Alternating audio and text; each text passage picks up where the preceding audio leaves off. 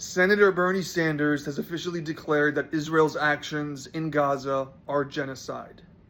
This comes after 2 years of denying it was a genocide and insisting otherwise. However, the step is a positive move.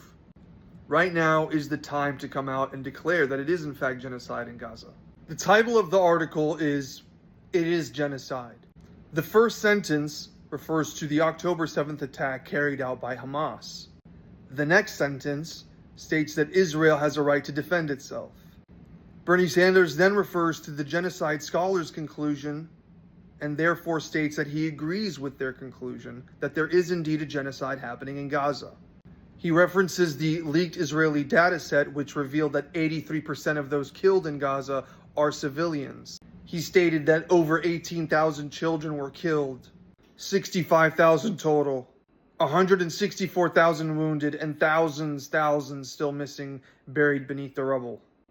Other research suggests that the numbers are much higher. Sanders accuses Israel of a man-made famine causing starvation and references the language of Netanyahu's ministers, calling Palestinians human animals that should be erased off the map, which shows direct intent.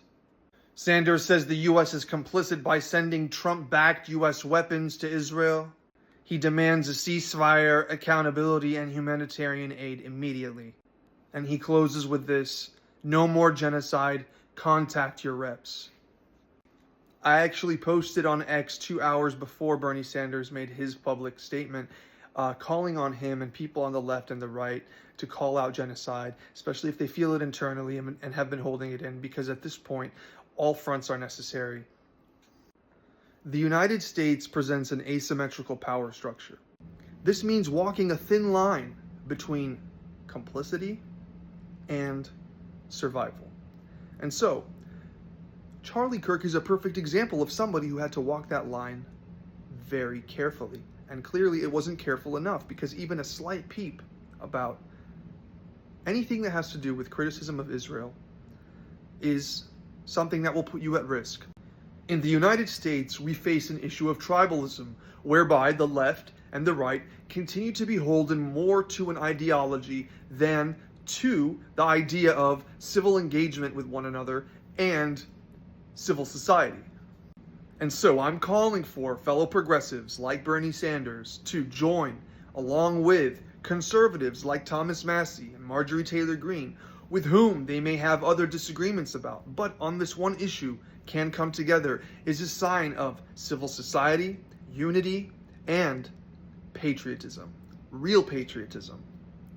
What we need is for conservatives and progressives to rise up and challenge the liberals and the nationalists, because these two are the establishment forces. We need real Christians to expose the hypocrisies within evangelism, and we need progressives to expose those who are exclusionary of Palestine.